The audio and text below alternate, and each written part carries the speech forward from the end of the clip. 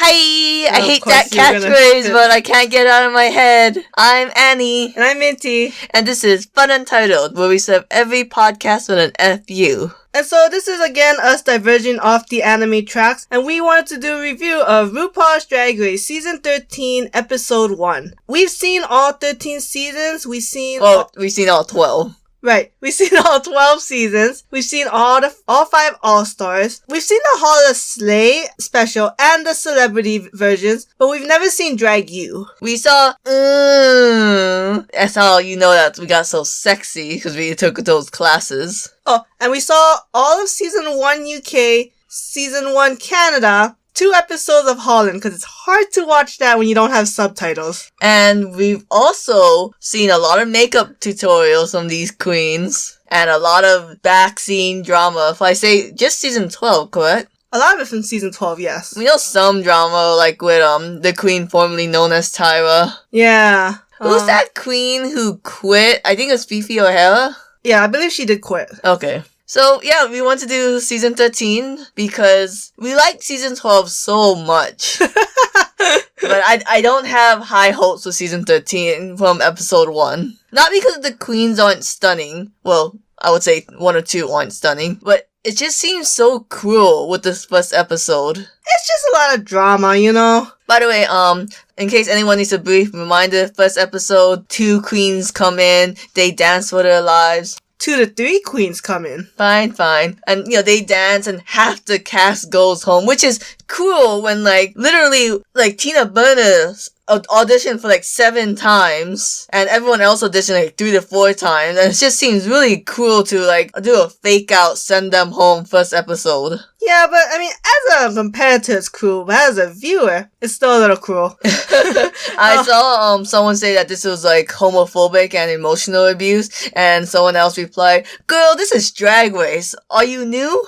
Yeah, it's just a TV show. It's just for drama. Well, it's not they're not really putting them through the psychological ringer. Yeah, so I think it's very stressful, right? But I do think it's a TV show, and Drag Race always kind of didn't care about the competitors in the emotional sense. Ooh. I'm just saying, okay, how many times Queen's been death threat and they didn't really address it outside of drama? Nina Bonina Brown got so many death threats because she beat Valentina, and yet they only address it in the, reunion special to stir the pot. Yeah, that's true. That's gay TV. Or something. Yeah, but let's just go into that. No one wants to hear give a RuPaul Drag Race history. Yeah, so okay, let's just go, from one lip sync battle to the next. And then cut to a commercial break after every match. Oh my god, that's ridiculous. This isn't RuPaul ad break. So first was Candy Muse versus Joey J. I like to give a reminder because I sometimes forget the queens because I just met them. Yeah. So Candy Muse is the girl wearing all denim, and Joey... She's from New York. She's very loud. She talked forever. Joey J was on all red, had the red chicken feathers, which, to be fair, they say oh, if you wear ostrich feathers, you're so luxurious. And I'm like, it's still as ugly as the chicken feathers. They don't come out though. I don't care. It's still, I just don't like the floofy, it's so old, Yeah. But yeah, we can get into them now, the lip sync. I mean, okay, cause this is the one they did to Call Me Maybe. They were kind of head to head in talent, I think. It's just, they both took different routes. I thought Candy Muse was funny, but she did seem very nervous and didn't move too much as I would like. And then Joey J was sexy. Yeah. But it was inappropriate for the song. Okay, I think Candy Muse, it was really funny when she did that fiddle thing. Oh, yeah. But her mouth didn't really move as much as I thought, her mouth should have moved, because I thought she was very nervous. Yeah. And I do have a little bit of bias against her because there was a lot of drama with her and her sister Dahlia Sin, and they just talk smack about a lot of the other queens during season 12. But, from episode 1, it's okay. She's just a little loud and abrasive, but I do like the sass. I feel like she's going to be the narrator of the season. Usually the narrator is funny, but she's kind of funny. Just the narrator of the season is the person they always cut to for the commentary. Like Bianca Del Rio for season 6 with the narrator, Heidi in the closet closet was the narrator for season 12. Vanjie Mateo was this narrator for season... Oh my god, Vanjie's like the favorite one. Oh, yeah. So funny. So, like, ghetto. Oh, okay, maybe I should have said ghetto because that's a bad term. Yeah, who are you calling ghetto? That's Alyssa Edward, right? Or who said that? No! This is season 5 drama. That was when someone called Coco Montrese ghetto, and she wasn't having it. Okay. But yeah, so, and then Candy Muse won. I do think, yeah, I guess so. Well, okay, at first I thought Joey J should have won, but when you said Candy Muse fit the song better, I would be like, okay, yeah, sure. That's how Trixie Mattel won Wrecking Ball, because she wasn't flipping all over the stage. Even when, Jackie Cox versus, oh my god, the big black girl. Oh, yeah. 12. Willow, yeah. Widow Von Du. Like the black spider. Okay. Widow Von Du. She was just more like interpretive dancing and comedic, and I think that's why she won her dance too. 'Cause you're fireworks. Yeah, I think comedy plays a lot, and face is so important in lip syncing. Yeah, that's how Jinx Monsoon won against Detox. Yeah, that's a good one too. Anyways, so then we go on to the second one, which is Denali versus Lala Ree. Just so you know, I put my horse on Denali. That's why I am drawing her in the thumbnail. Denali is the ice skater. Okay, so much credit for walking in ice skates. She could have taken the skates off during the lip sync. I think she chose not to because I think she thought it might put her as an edge up. Oh, but when she did that cartwheel and she's like, okay, no one got a haircut, I realized, oh yeah, if she ever hit someone with that, she's instant eliminated. You would be worse than that drag queen that picked up the other one. Mimi on first? Yeah. Who picked up India Farah. Yes. Yeah. And she was against Lala Ree. I did not like Lala Ree's outfit, she was the black girl. Can I say black girl? Yeah. Okay, wearing all white with the mesh mask, which I think is a coronavirus thing. Yeah, it's just like a bodysuit blazer done. It was like, not that fancy. I don't like when girls are having their pussy out. Oh, that little weird peek at the crotch? Yeah. Like, no, don't get me wrong. In the performance, you can lift up your skirt. When you're just walking in heels and then you can see it, it's like, okay. And it's weird because it was pink, I think. It was weird. It was pink in the workroom, or twerk room, I don't know what they call it. But it was white on stage, so it might have been the lighting. Oh, even weirder then. I didn't care for Lala Ree's personality. It seemed a little fake. It seemed la la blah, if you know what I mean. But, oh my god, Denali was robbed in that one. Denali was... Okay, I feel like they might have taken points off because she had a total outfit malfunction on stage. I was thinking that too, the whole showing of the nipples. Yeah. When it wasn't a choice. Yeah. Because you could see the judges being like, ugh. And I don't know if that was just editing or not. Which I don't know if it's fair, because it's not like they knew they were gonna lip sync. What song did they do? Oh my god, I'm trying to think. Was that Rumor? No. I should have written the songs in my notes, but I didn't. I'll do better next episode. Because I know, the next one, they did the Janet Jackson one. Yeah, and I think we'll get into it later. Yeah, whatever. But Denali was robbed. Denali was completely robbed because Lala Ree was so bleh. So boring. I don't even know what Lala Ree did. Yeah, like, I was looking at Denali the entire time, dancing in ice skates. I did watch the Meet the Queens video, all 45 minutes. And if I had to guess who was going out first, I would have guessed Lala Ree. Oh, the shade. That's just the kind of personality she had. I just... Fair enough. I don't know. It does... I don't want to get into the conspiracy theory, but my conspiracy theory is like because of 2020 and the BLM, you know, they're just kind of giving it to the colored girls. Oh. Yeah, when we first saw the first two, we were like, oh, we just, voting out the light-skinned girls? What's going on? Yeah. Then the third one was Simone versus Tamisha Iman. I understand that a drag queen needs to be cocky, needs to be confident and love herself, but to have pictures of yourself, the hubris of it all, the audacity, I don't like it. Okay, I think if the dress was a little bit more complicated than a short cocktail dress, it would have been better. If it hit the ground, I would. That would have been cool. Yes. Yeah, but she needs to show off her legs. I said this when I was watching. She was very shiny. A lot of bronzer. Definitely all over his body. Yeah, very sexy. And I love Tamisha Iman. Oh, her dress was the all red, but you get to see like the boob. Yeah, and the shoulders. Yeah. When you watch them meet the queen, she is very well spoken. Yeah, you can tell. Yeah, and you can tell like she's aged. And I'm sorry, but her outer drag persona, she looks younger than some of the other queens. She does. It's like, whoa. Like, Tamisha, you like, talk about your cancer, baby. Talk about how you're a survivor, but also talk about how black don't crack. And I think they talked about this in like the comments, right? Like how Tamisha Hall was giving like the Janet Jackson constant dancing. Yeah. But Simone gave face. It was very close. This is, I think, the closest. Yeah, I would have given it to Tamisha, but Simone winning it is fine too, I guess. We had a giant conspiracy in our household that they were sending the good queens home and it was going to be a twist at the end. Yeah. Although, from this list, they're still taking out the lighter queen. Tamisha's just a little bit lighter. But now she's the only black girl. Oh, should we have said spoiler alert? It's a review of episode 1, they should have known. Alright. Then we get into the fourth one, which is Got Mick, not Milk, versus Utica Queen. Got Milk, I like her makeup. I didn't understand what was the point of this little color on her eyes, but it looked good.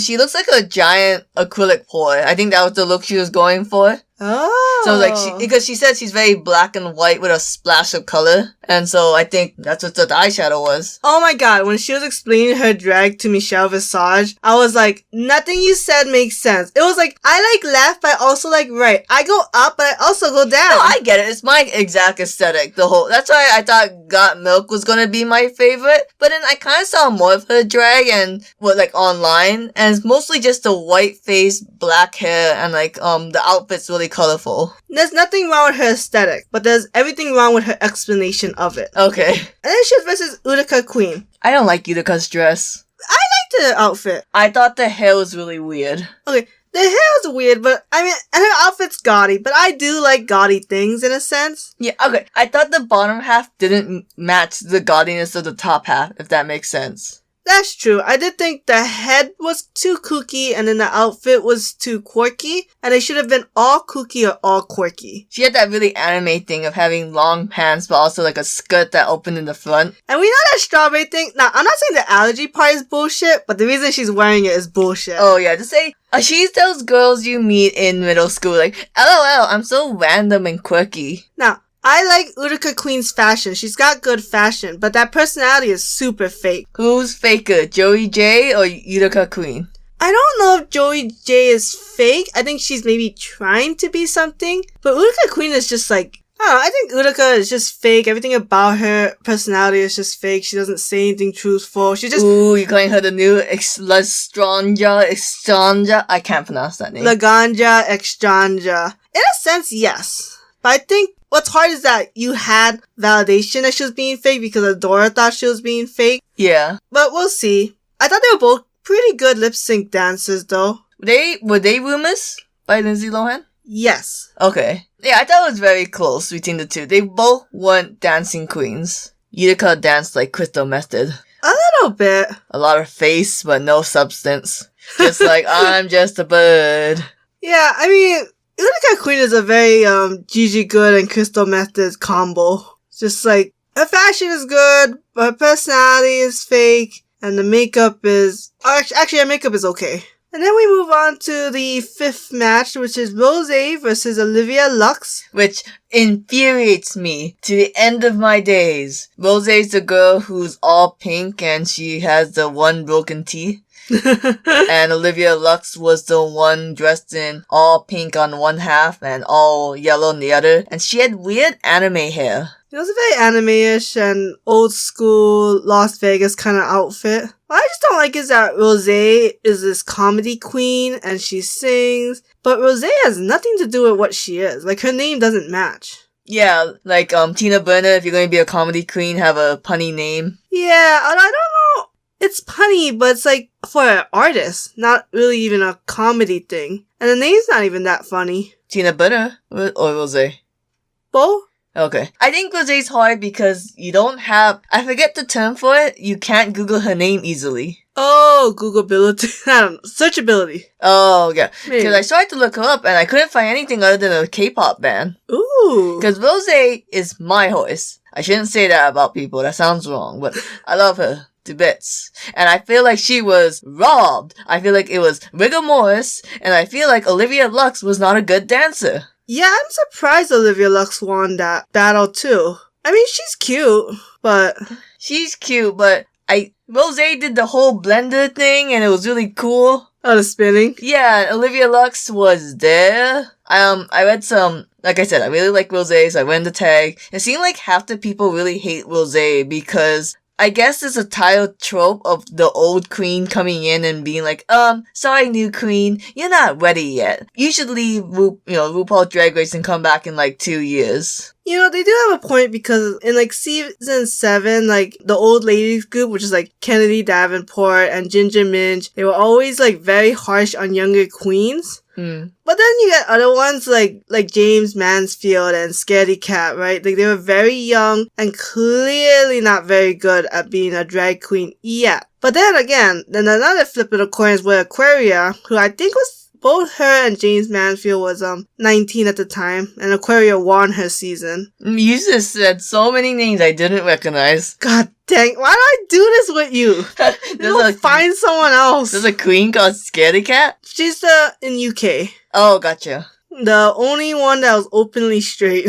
How dare he. But yeah, so I know the other half thought that Rose's dance moves didn't fit the song, which I cannot remember the song. I think X's and O's. Oh, that song is okay. I don't care for that song at all, so I was like, I'm not really looking forward to this. I like Rose's little cup bag. I kept looking at it. Maybe that's why she's my favorite. I just like that bag. Like, y'all ever know Kate Spade? They have like the most funkiest bags. And one time I saw a bag. Now I was like 10, so there's no way I could afford it. But it was like a potted plant and I wanted it so badly. But I was 10.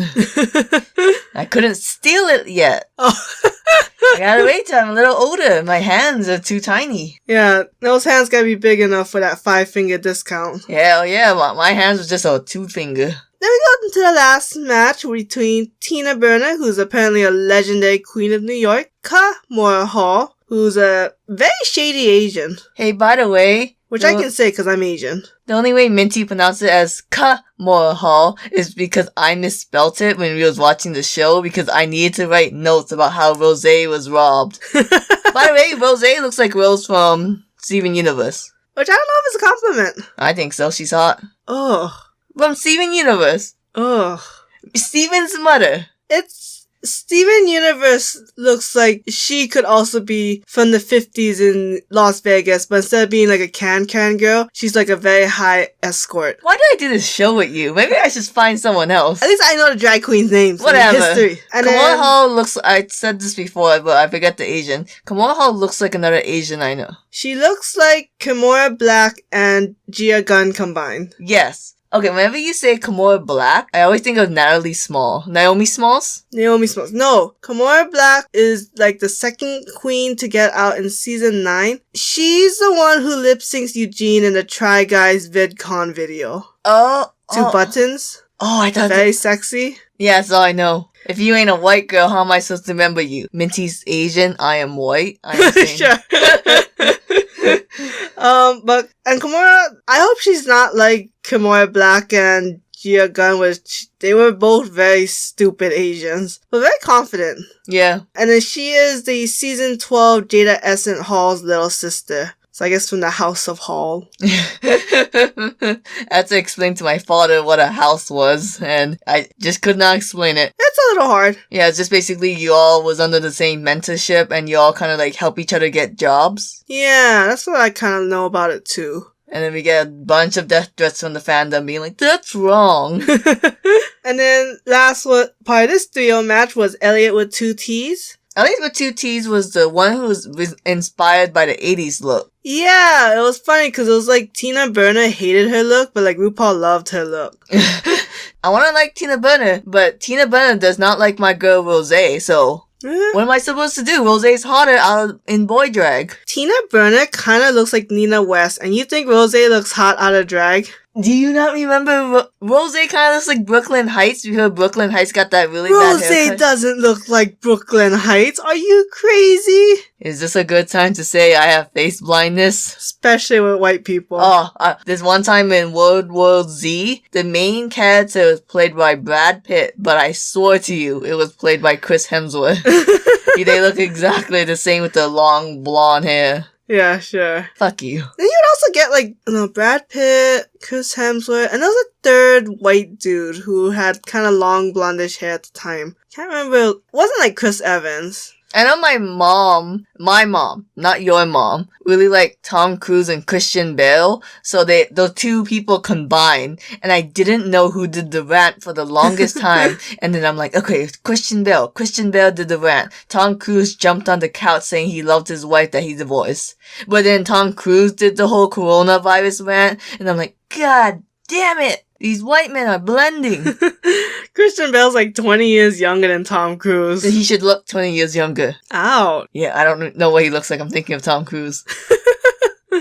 Because maybe his most famous role wasn't Batman.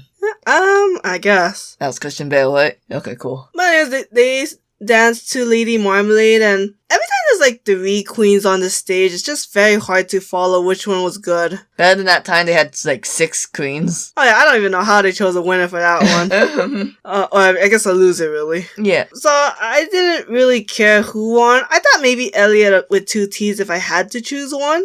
I thought Tina Burner did too many sex, dance moves, but maybe that's what the song's about. I never heard Lady Marmalade before. Yeah, at least not in its entirety. Yeah, I heard like bits, I guess. Okay, but what do you think about the whole, like, half the queens is, like, on the chopping block for elimination? It's gonna be an all-stars voting type of situation. I hate it with such a burning passion because it's truly not fair that they have to choose who gets to go home when they don't know any of the queens. I would say it would be fair if they saw everyone's performance, but they're going based off nothing. They're just going based off, oh, do I like this queen or not? If RuPaul was gonna give them some kind of criteria to help them to vote, what do you think it should be? Or do you think the lip sync is enough? Because I don't think the lip sync is enough to eliminate someone. I think you should show them the audition tapes. Oh! I think that would be better than just putting them in a room and being like, hey, the gimmick here is that we need people to watch season 13 and we didn't eliminate people in season 12 in the first episode, nor the second, so we really need to compensate. That'd be interesting. I kind of hope they put them through another challenge. Okay, I get that too, but I don't think that's realistic. That's true. And I do like this whole, just focusing on 2 for 5 minutes at a time. Yeah. Because we're really creating a strong connection with these queens, which is one of the things I was kind of concerned about doing a review of RuPaul's, was that it's very hard to remember their names. Yeah. But this has made it extremely easy. Yes. So, the format, I thought what they were going to do is all the winners was going to be on one team and all the losers was going to be on another team for like the next challenge. And it was just going to be like a double elimination. Ooh, that'd be nice. I thought that would have been 10 times more interesting than just whole crap. Yeah, but part of it is just like building drama and anticipation. And like everyone's talking about what's going on now. I just feel like it's a bit cruel. Like, hey, you auditioned 4 times. Now you're going to get voted off, not based off your merit, but, depending on what you do with your career and how charismatic you are. I don't know what the workings of a drag queens are, but I assume lip syncing is a big part. So if they were going to do any activity that was going to put you in the chopping block this early, it had to be lip syncing. Yeah. Name me a voting in RuPaul's Drag Race that went well. All of All-Star 5 was kind of it wasn't interesting. It was just kind of bland because they always voted for the same person. And the one time someone branched out, they gave that person so much shit. Yeah, I guess. I mean, I don't know. And then the whole Trixie Mattel fiasco. Of All Stars 3. Yeah, like, I love you, Trixie, but Shangela should have won. Damn, I don't know. You don't think so? It's hard because Bender the Creme should have won that whole thing. It really throws everything off. Okay, hard question. Who do you want to go home? The choices are Joey J, Red Chicken, Denali, Ice Skater, Tamisha Iman, colon cancer. Oh God! She's never gonna get out. She's a survivor. She's in her prime. She can't audition for another year, and she's hot. She could be an All Stars. Fair enough. Utica Queen, Rose, Kimora Hall, or Elliot with 2 T's. I am debating between Utica Queen and Kimura Hall. Although, if I had to say who was the worst dancer, it might be between Kimura Hall and Joey J. So I might say Kimura Hall is the one I would want to lose based on just shallow reasonings because I don't have enough to go off on. Which is why the contestants shouldn't have to be doing that. Fair enough. Who would you choose? Elliot with 2 T's left no impression on me. Wow. Although if in a perfect world, Lala Wee would be going home. Yeah, I really hate her outfit. It was really ugly and I didn't think she danced well. I had no idea why she won. Yeah, I don't know why too. But I watched a pit stop recently. They did think Lala Ree should have won. And I was like, what? Okay, I feel like RuPaul, if it's on the RuPaul channel, it's kind of going to be biased and Jip. You can correct me because I don't watch as many shows as you, but I don't think they've ever been like, oh, RuPaul was completely wrong. They rarely disagree, but part of it is because they are also drag queens that they do have like different criteria maybe when they watch. Yeah. Like, maybe to them, like, a splits isn't impressive, but a splits is always impressive to the audience. You know what's hard, too? Someone said that a lot of queens must have gotten the Jan Sports edit. Well, they put, like, the good scenes of the lip sync, but they didn't put in the bad scenes. Oh, maybe. So, like, I think it was referencing how Jan Sports, she didn't win that one musical, even though she had all that, college degrees. Uh-huh. And they were like, oh, they probably didn't put in the boring parts. Fair enough. Yeah, I mean, they gotta pick and choose. Yeah, it's kind of like when you watch a cooking show and you're like, oh, this person should clearly win, but they don't, and you can't decide shit because you didn't eat the food. Yeah. Alright, well, I guess that's good enough for episode 1. I'm excited to see episode 2. Excited to just see, like, the very first challenge, the outfits, everything. By the way, Untuck was boring. Oh, everyone hated Untalk. Oh, really? People say that it's like, they just watch like 15 minutes of like the losers being super depressed. Yeah. Which is true. It's heartbreaking. This is like, not a good way to start 2021. I don't think it's a good start, but I think this is exactly how they wanted it to start. Oh, like a lot of, talking? Oh yeah. There's no bad publicity. Bad publicity. We can't pronounce words. Okay, thanks guys. Bye.